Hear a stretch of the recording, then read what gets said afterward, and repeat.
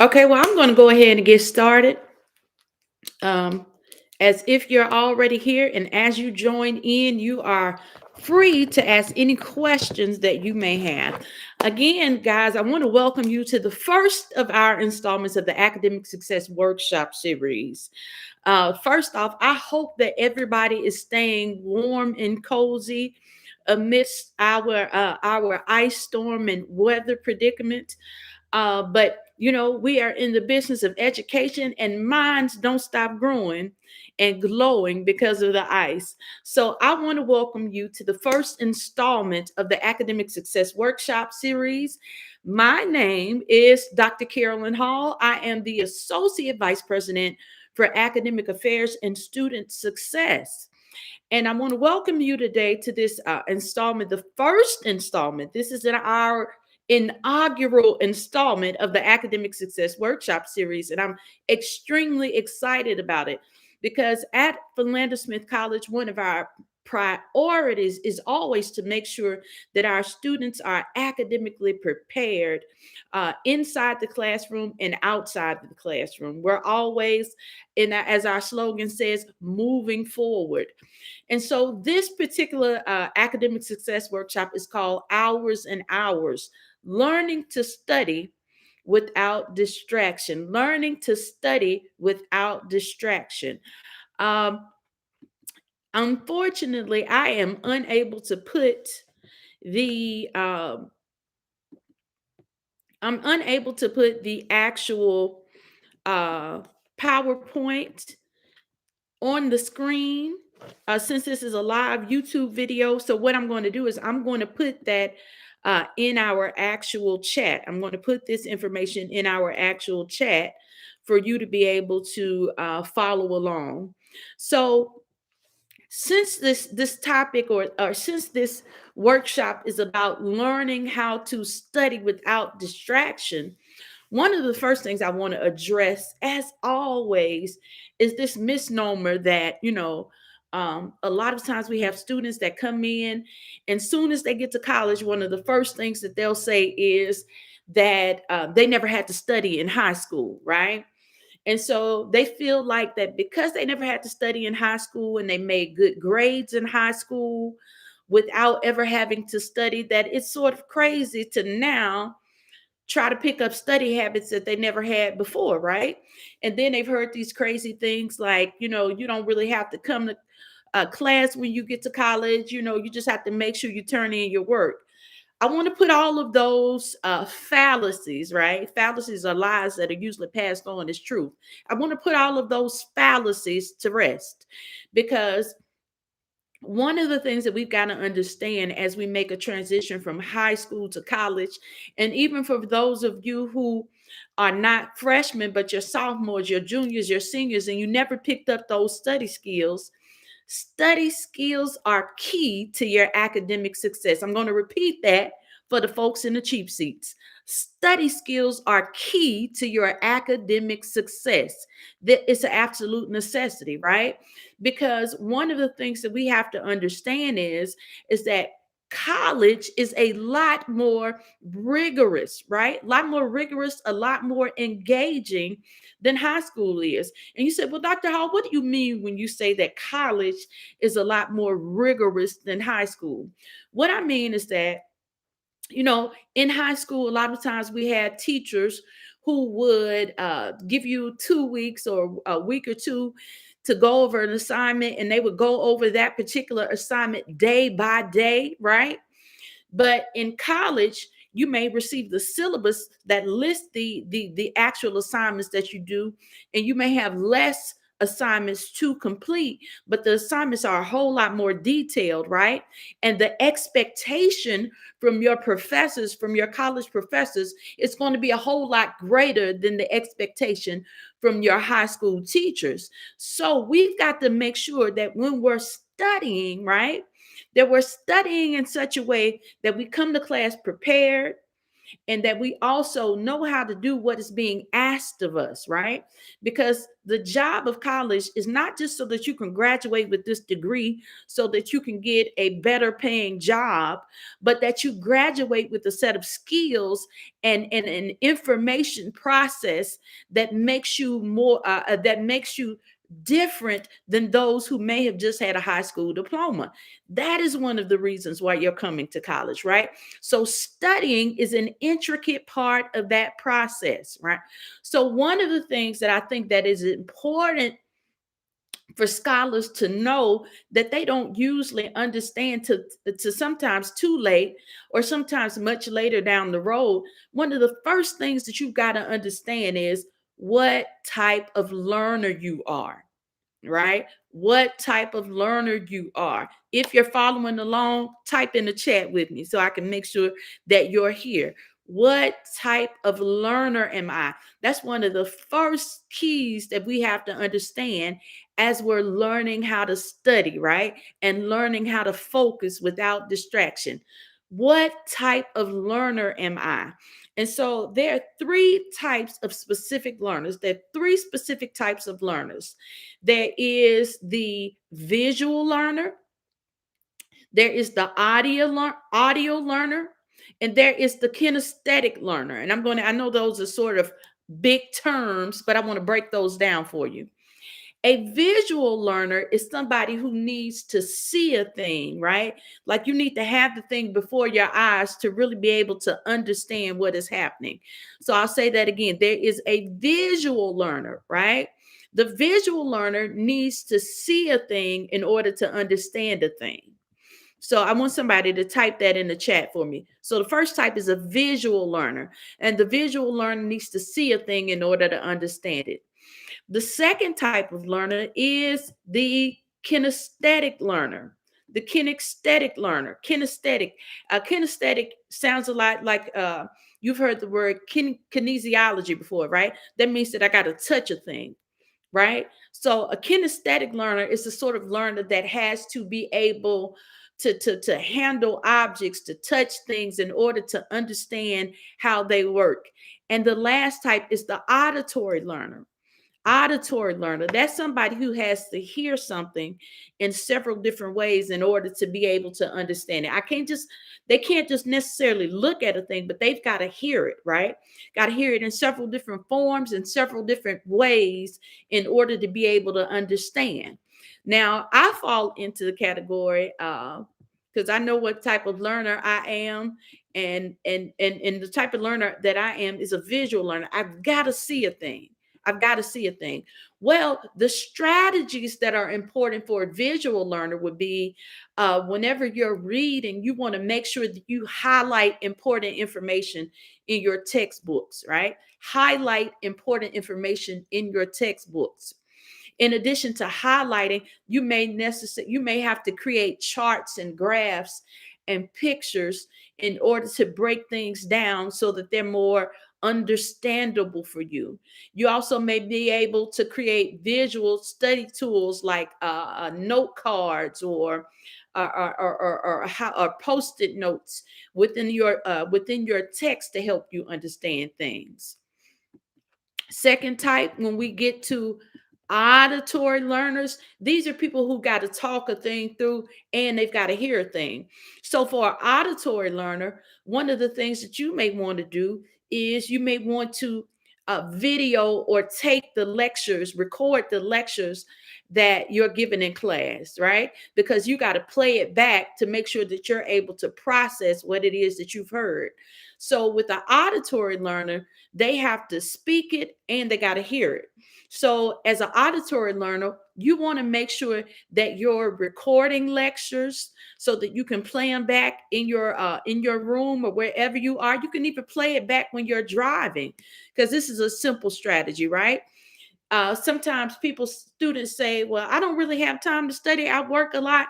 Well, guess what? If you start recording the lectures that your teachers give when you come to class, you could play that thing just like a book on tape. Play it in your car, play it in your dorm room, and keep listening, and eventually you'll get it. Okay. Another thing that auditory learners do, another strategy that they can do is they work in study groups because they find it helpful to kind of go over information with other people. They create rhymes and jingles to help them memorize things, right? And one of the things I think that is important to understand is because there's another fallacy that I want to clear up. Memorizing information is not studying. I'm going to say it for the people in the cheap seats. Memorizing information is not studying, right? Because just because you memorize something doesn't mean that you understand what it is that you've remembered, right? Because what happens is there has to be a connection between what you've heard and what you understand. So just because you hear it doesn't necessarily mean that you understand what you heard. So we don't want to just memorize the things that we hear in class, right? Because a very poor study tactic that a lot of students have is they'll try to memorize information for a test. But sometimes you have teachers that will not just ask you terminology, but they'll ask you how you apply these things. For example, let's say that you're in a language arts class, right? And you're talking about the types of arguments. And so the teacher says, your professor says that they're going to give you a test on the types of arguments, right? So there is I used to teach English, so this comes easy, right? So there is something called a red herring argument, right? Red herring argument means so when you think of a red herring, you think of a bright colored fish, right? This is something that a red herring is something that we use to get someone's attention in an argument, and it causes a lot of ruckus, but it doesn't necessarily have any validity, right? Another type of argument tactic is overgeneralization, right? Overgeneralization means that I kind of lump everything into this one argument and assume that everything is true because one other thing is true, right? So it's called overgeneralization. Another type of argument is Another type of argument is a logical fallacy, right? Logical fallacy means that something makes sense, but it's not necessarily true, right? So let's say, for instance, with the logical fallacy, an example of that may be um, Tony went to jail for robbing banks. After Tony got out of jail, three banks in his neighborhood were robbed.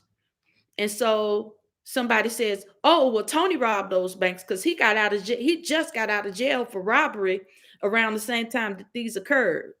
Well, the logic in that, it makes sense, right? But just because Tony went to jail for bank robbery does not mean that Tony can automatically be accused of being a bank robber at this point in time. Okay. And so you see how what I did when I gave you examples, right? That's application. That means I understood what each type of argument means. And so a lot of times in our classes, rote memorization, and that's what it's called when we memorize things, right? Rote memorization is not helpful because, again, most of your professors they're going to want to see you be able to apply that information to something. So they're not just going to want to for you to be able to write down the definition of something, right? In your biology class, they don't want to just know that you know what a stem is, right? You can say or repeat back what a stem is, but they're going to want to know that you understand what stems are and and how important a stem cell is to the overall working and productivity of a person's body. So we want to make sure that while we study, we're able to apply the knowledge that we have. Lastly, going to that kinesthetic learner. If you are a kinesthetic learner, you have to be able to have things like objects, right? Charts, diagrams, things that you can actually touch and feel to help you be able to understand something. And I think this is very, very important, especially for those people who are um, those people who are science majors, right? Those people who are majoring in the sciences, you may be able to, those type of people are usually, I think we call that left brain people, right? So those people usually need to be able to do a process in action in order to understand. Now, going back to all these types of learners, this is extremely important because when you know what type of learner you are, that tends to help you be able to study better, right? That tends to help you to be able to study better. Okay, going back to the original point. So I give you an example. One of the biggest mistakes that I often see when I was a classroom professor, right? One of the biggest mistakes, especially with the advent of cell phones, and though I may not look like it, I've been teaching a long time, right? So, but the more popular cell phones became, the more of sometimes a handicap that it became to many of our students. So I'll give you an example. So, with a lot of students, what they would do a lot of times, instead of actually writing out the notes, they would say, well, Dr. Hall, I'm just going to take a picture of the board. And that's not the Wakanda symbol. That means wrong, not going to work, right? Tell you why it's not going to work. In most cases, you're not going to go back to that picture and actually study. Pictures are something that we look at. Follow me here, right? Look at. Remember, even as a visual learner, you got to write it down, highlight it, and see it. This is the process that you take yourself through in order to make sure that you're understanding the information. Taking a picture is not going to automatically emblazon that thing on your mind. It's not that easy, right? And then another caveat there is that a lot of times when students take pictures of the information on the board, as soon as that phone starts running out of memory, you start erasing. You start erasing, right? And before you know it, you've erased something important that happened in class that needed to be committed to memory, but first written down on paper. Okay. So you want to make sure that you're utilizing it's a lot of these tactics, they may seem very old school. And I like to give you words when I'm talking to you. So for many of you, they may seem antiquated. Antiquated means outdated, right? No longer relevant. Like so the root words you hear there is correct, is antique. Okay. So a lot of you may say, well, Dr. Hall, these tactics, they seem antiquated to me.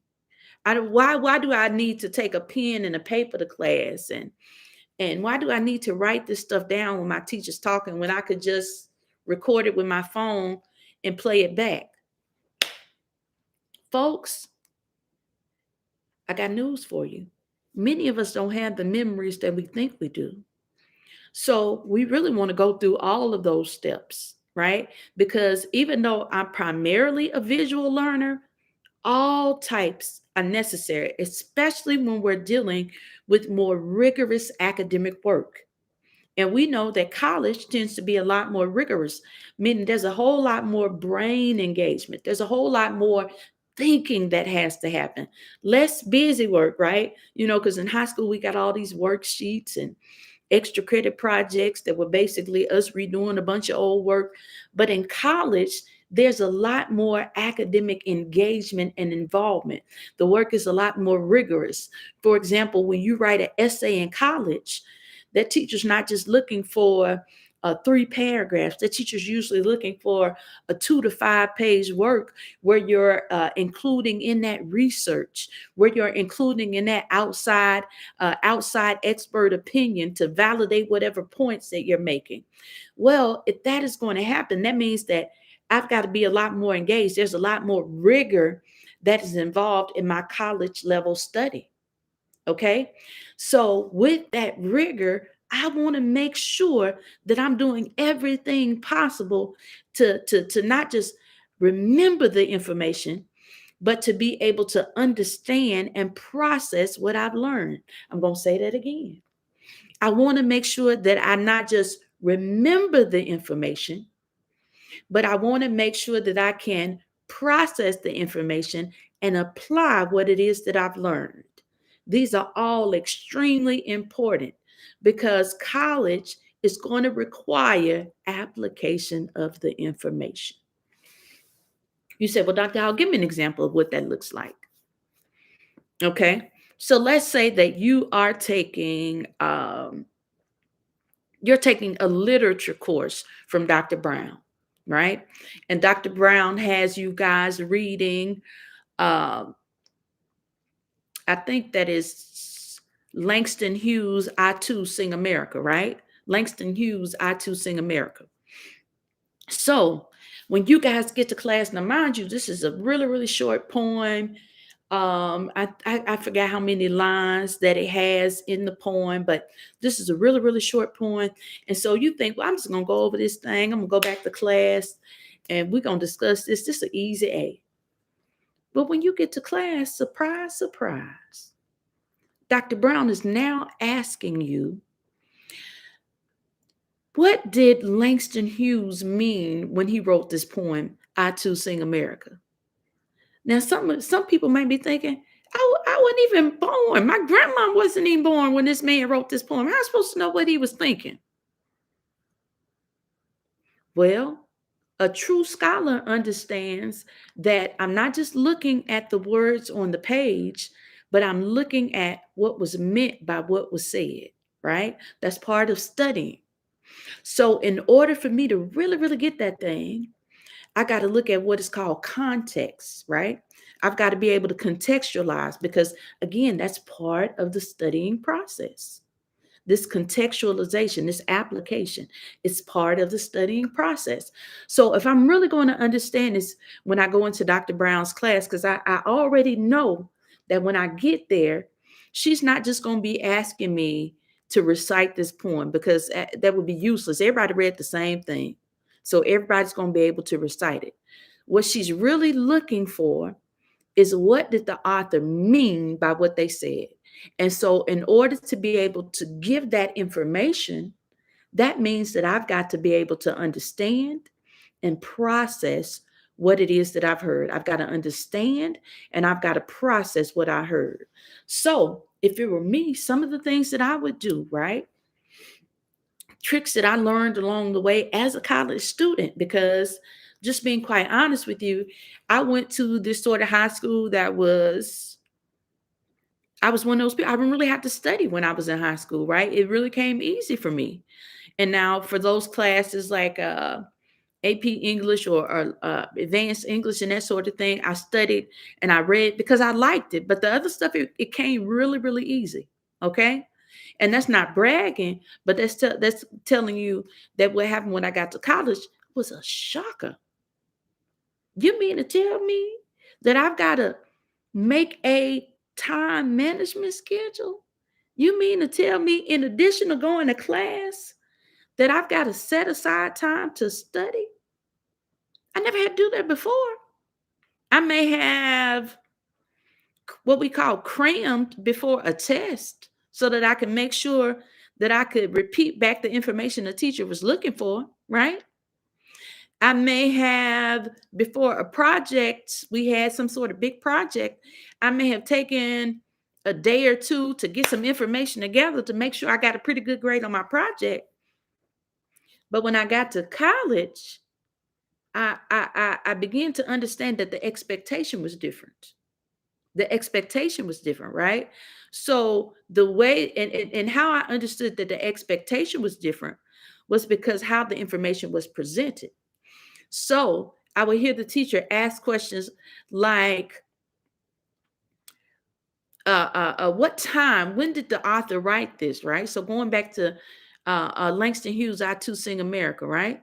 So when we talk about this, the teacher's going to be looking for time frame. When was this written, right? So what I've got to do as a scholar and as somebody who's earning this college education, right? Earning this degree, because degrees come a dime a dozen. We want to make sure that our degree is worth the weight of the paper that is held on, right? Because we live in a very, very competitive world. And that means that I've got to make sure that I know what I say I learned. I can't just say, oh, I got this degree from Philander Smith College. I got to know this information. So if I'm coming out a political science major, I've got to be knowledgeable about the world of political science. If I'm coming out an English major or Africana studies major, I've got to be knowledgeable about English and Africana studies. And that goes for all of the fields, right? All fields.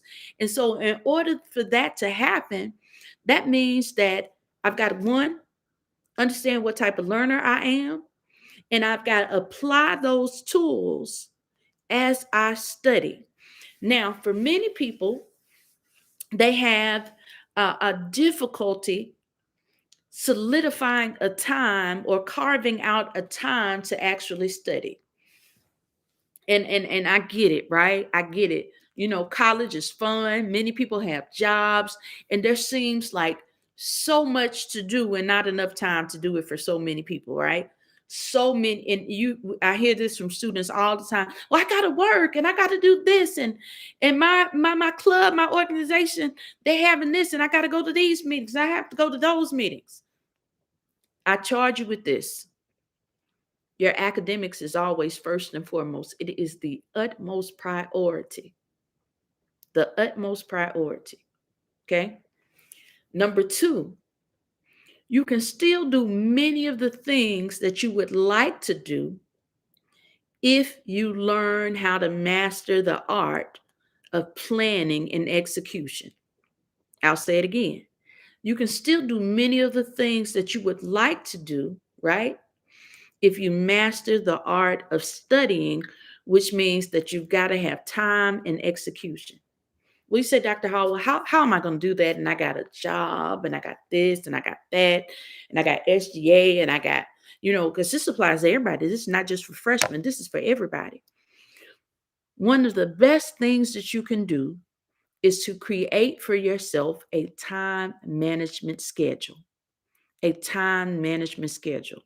And so I call this workshop Hours and Hours because in order for you to really, really get a good grasp of the information, you need hours of undistracted time to really study.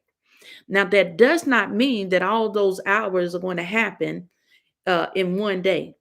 It does not mean that all of those hours is going to happen in a couple of days, right? It may be chunks of time that you carve out to study, right? And you dedicate more chunks of time to those classes that have more of a challenge for you, right? I don't want to say easier classes because no class is easy. Every class is going to be difficult to someone, right? But the classes that present more of a challenge to you may mean that you need to carve out more time to actually study. Well, you said, Dr. Hall, what does that look like for me? Okay, tell you what it looks like.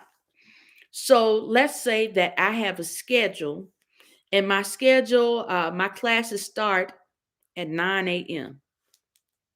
I was privileged enough to get a class schedule, and I start at 9 a.m. on Monday, Wednesday, and Friday. And I am done by 1.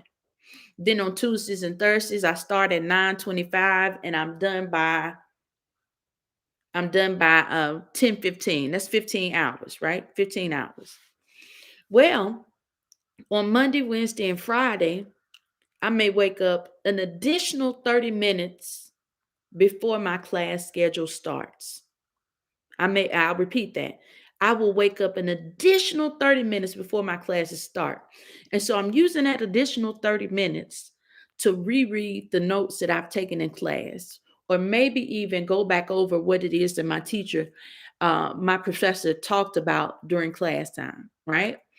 So after I get out of class at 1, you said, well, Dr. Hall, I got to be at work by 2 and I don't get out to 7. Soon as I get back at 7, I gotta go to a SGA event from 7:30 to 9:30. Okay, you can still do all of that. But when you get back to that room, you can't go to sleep immediately. You need to use that time, at least an hour and a half to 2 hours, to make sure that you're going over the information for your classes, and not just the information for the next day, but every day you need to be making yourself familiar with your classes, right? And if you make a practice of this, you don't have to try to all of a sudden one day a week study for 5 or 6 hours, because you're in the practice of covering your material on a daily basis. And that way, not only am I committing it to memory, but I'm also learning how to apply what it is that I've gained. Okay.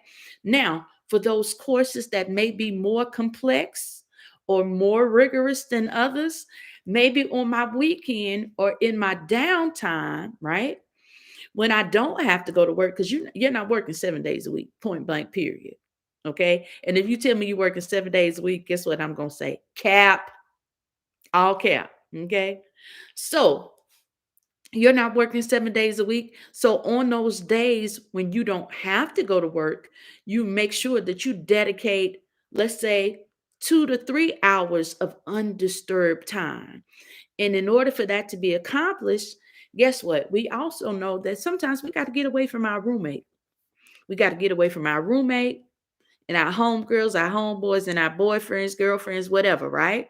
We've got to take some time away from those people and isolate ourselves, and so that we can be productive. And one of the wonderful things about Philander Smith is that we got a big old beautiful library, multi-million-dollar library.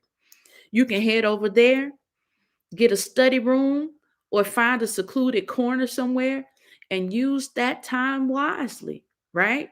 And so, because many of you are learning how to study without distraction, I even understand if you take 5 or 10 minutes to go to social media, but time yourself. There's even these things on your phone that cause you to time yourself in such a way that you make sure that you're not wasting too much time. And so what it does for you is it will create a shut off for you on social media so that you can no longer scroll through, right? So you say to yourself, well, I'm gonna take a little study break and I'm gonna look and see what's popping on Instagram for 15, 20 minutes, right? Make sure that phone is timed to lock at 15 or 20 minutes, because then you need to get back to studying, right? And you need to keep doing this until you develop the sort of focus that will allow you to stop with the additional distractions. It's just like working out, right? Because the brain, and I want you to think of it in this context. The brain is a muscle. The brain is a muscle. And so just like any other muscle, right? When we start working out, and it's been a while since I've been to the gym, I'll tell it on myself. But just like any other muscle, right? We may start off when we go to the gym and we're weightlifting, we may start off with a 3 pound dumbbell, right? Well, after a while, the muscles it's going to require more weight for our body to respond. And so let's say after a week, I may move up to 5 pounds. After another week, I may move up to 7 pounds. Well, our brain is the very same way with information, right? So if you're not used to studying on any sort of consistent basis, if you're not used to focusing on information, it is a matter of training and disciplining yourself. You've got to be able to discipline yourself. And so I may start off with 30 minutes of study here, 40 minutes here, an hour here. Eventually, I'll get to the point where I can study 2 hours undisturbed, 3 hours undisturbed. And we've got to get to that point. Let me tell you why. You got to get to that point, especially for those of us that are planning on going to graduate school, medical school, law school. It is going to require a level of discipline. Even those of us that are planning on going into the workforce after we finish at Philander Smith, our 4-year degree. It requires a level of discipline. And that is why we titled this Hours and Hours Learning to Study Without Distraction, because you've got to train your mind. It's not going to happen automatically. You've got to get to a place where you train your mind. Okay. And so, I want to make sure that we understand those things and we practice those things. We put those things into place, right?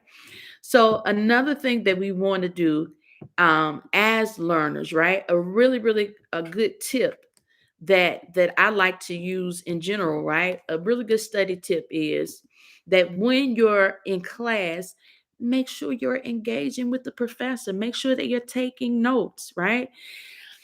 Because a lot of students never had to take notes in high school or didn't know, nobody ever taught them how to take notes, they still don't know how to take notes, right? And so they ask questions about the most mundane things and want to write down everything. No, you should be able to take notes in class by understanding what are the more important concepts. That doesn't mean that I'm going to write everything that was said. That means that I understand by the inflection in my teacher's voice. I understand by virtue of the fact that they keep talking about a thing a couple of times that I need to be writing this down because this information is going to come back along the way, right? And even if I have to say, Professor Sane or Dr. Sane, could you go back to when you talked about literary criticism? I didn't really understand when you talked about this. When you So what happens is it's not good enough to say that you didn't understand something, right? You need to write down questions about what you don't understand because that's another very good study skill, another very good study tactic, right? Write down questions about the things that you don't understand. So if you don't understand when you're going through the research paper process, if you don't understand MLA documentation or APA documentation, make a note to yourself about what specifically you don't understand. And then that way, when you go back to class, you're able to ask your teacher very specific questions that help you comprehend. Because again, we're not trying to memorize anything. We're trying to make sure we understand, are able to process and apply what we've learned. Okay. So write down specifically what you didn't understand. And even when you're studying and reading material, make sure that you put questions. One of the things I always tell students that is extremely important while you're studying is you got to learn how to dialogue with the text. Dialogue with the text.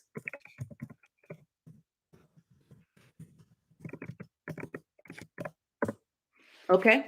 Dialogue with the text. When you say, Dr. Hall, what does it mean to dialogue with the text? That means that as I'm reading the information, I'm asking specific questions about what it is that I've learned. I'm asking specific questions about what it is that I've learned. For example, I may ask some of the questions, especially when you're reading in literature classes, history classes, even your education courses, right? Who is the author, right? It's always important to understand who wrote something, right?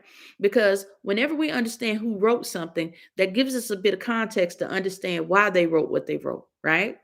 So let's say, for instance, if you're an education major and you're taking a course like um, teaching literature to middle schoolers, okay? So if you're taking this course teaching literature to middle schoolers, right? Then one of the things you want to make sure you're doing is you need to understand who wrote the material that you're teaching, right? Because uh, sometimes we can find things that help us connect with the information better, right?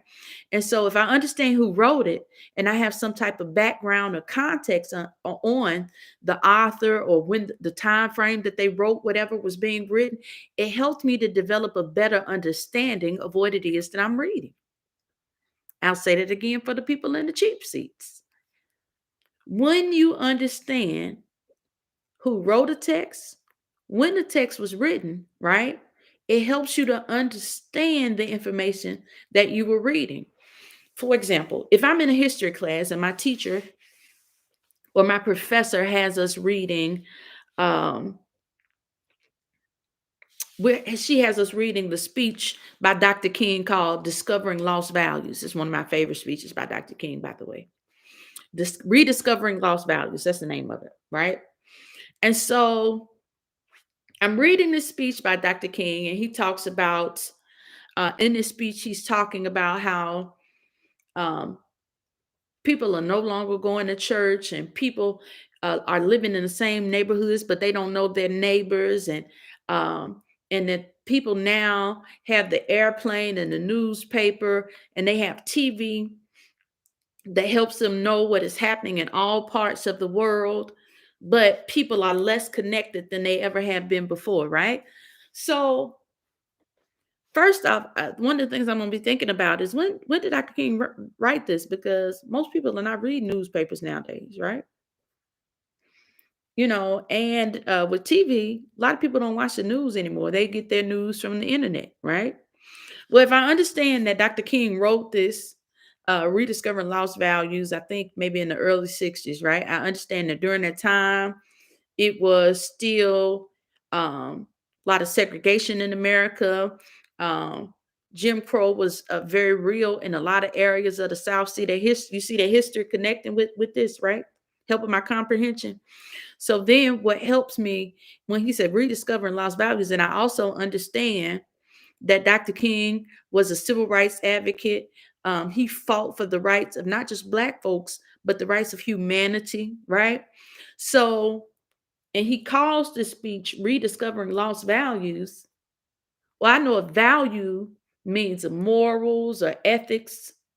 And so if he's saying we lost them, he may be making reference to the lack of civil rights, the dehumanization of Black folks and other people in this country, right? He's making reference to those things. And then when he says that the world is now a neighborhood but ceases to be a brotherhood, it makes perfect sense to me. Because when I looked at those other things and I looked at the context and the time frame, it helped me to understand what it is that Dr. King was meaning by what he said. And so you can use that same skill set in every class, right? That same skill set that you make sure that you look at the context of what you're learning, because when you look at the context, it will also help you be able to understand how to apply what it is that you've learned. Okay. The last thing, right? Because I like to keep these at 45 minutes because I understand uh, that a lot of folks are still working on that attention span, all right? But one of the last things that I love to do, and I love for students to do, is to make sure that you quiz yourself about the information that you receive. Quiz yourself about the information that you receive, right? Quiz yourself about the information that you receive. So if you're in uh, a class from Dr. Egby, and you know that you're getting ready to have a big quiz coming up soon, before Dr. Egby ever gives that quiz, you already know what you're going to cover. You're probably going to cover the information this information that he's discussed that's in your notes, right? So start quizzing yourself. Start quizzing yourself. Start asking yourself questions about the material that you already have in your possession. And sometimes it even helps to start study groups, right? Because what happens is that you will connect with other people who may have more material than you or better notes than you, and then you all can exchange information. I love the quote, no one man is an island, right? So even though you're extremely bright, even though you're extremely engaged in class, you may not have gotten everything that you needed.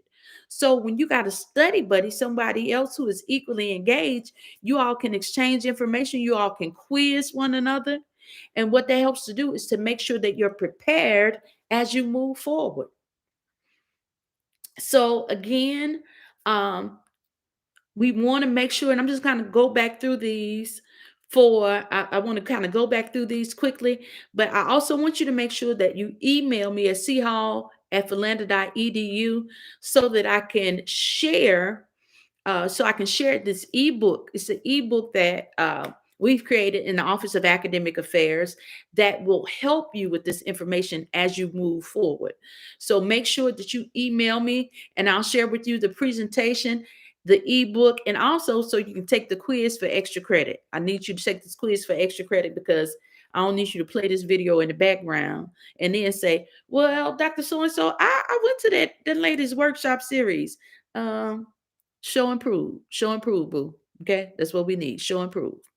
So again, I want to cover those things again. So when you're studying, before you start your studying process, number one, make sure you understand what type of learner you are. That's number one. What type of learner you are. Are you visual? Are you auditory? Are you kinesthetic? Okay. Number two, make sure that when you're in class, that you're actively taking notes, not taking pictures of the board. Because as I discussed, you usually erase them and you're not going to remember and be able to apply something simply because you took a picture of it. So you want to actively take notes in class. Number three, ask questions. Ask questions. As you read, you want to make sure you dialogue with the text. Meaning, what do I think the author is saying right here? What does this word mean? When you see a word that you don't understand, have you went to define that word? Have you highlighted it, right? And defined it so that you can make sure that you understand. Because a lot of times when we don't do the necessary footwork, when you're reading something and you don't try to define the things that you don't understand, everything can get lost in translation. So you got to make sure that you keep a dictionary and a thesaurus on hand. Even if you look it up in your phone, make sure that you're writing down these things, right? So you want to ask questions and dialogue with the text. Number four, set aside chunks of time for studying. Set aside chunks of time for studying. So that may be 30 minutes before class. It may be an hour before bed, an additional hour before bed that you're going over your notes and rewriting notes, right? Then on the days when you don't have class and other responsibilities, or you don't work, because again, you're not working and you're not going to class 7 days a week. Cap, if you say that you are. Okay. So you want to make sure that you're taking at least 2 to 3 hours on those days to study and go over the information. Maybe even start a study group where you get with other people in your classes to make sure that you're covering the information in a detailed form. And lastly, but definitely not least, don't memorize information. Memorize is not learning. Memorization is not learning. You want to make sure that you understand the information. And that means memorization plus application. Got to be able to apply what it is that I've learned. All right.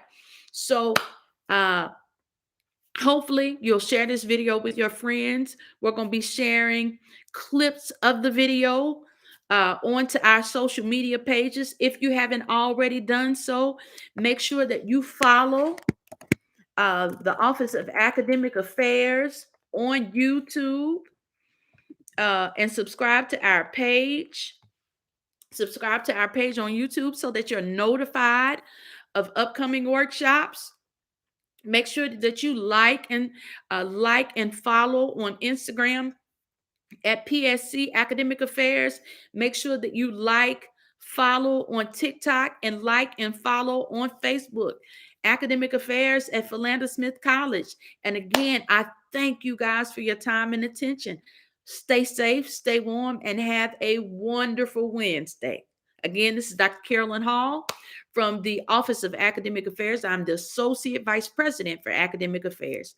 Bye.